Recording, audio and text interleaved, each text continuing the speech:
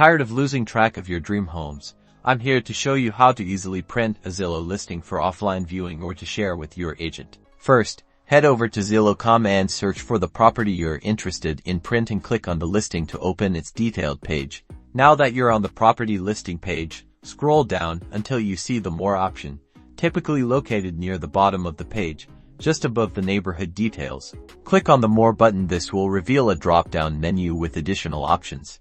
In the drop-down menu, locate the Print option and click on it. This will open a new window or tab, depending on your browser settings. This new window will display a print preview of the Zillow listing, formatted for easy reading. Make sure your printer is connected and ready to go.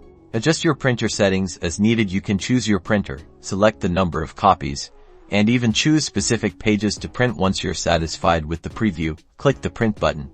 And that's it. You now have a printed copy of the Zillow listing, perfect for taking notes, sharing with others, or keeping as a reference. Don't forget to subscribe for more real estate tips and tricks.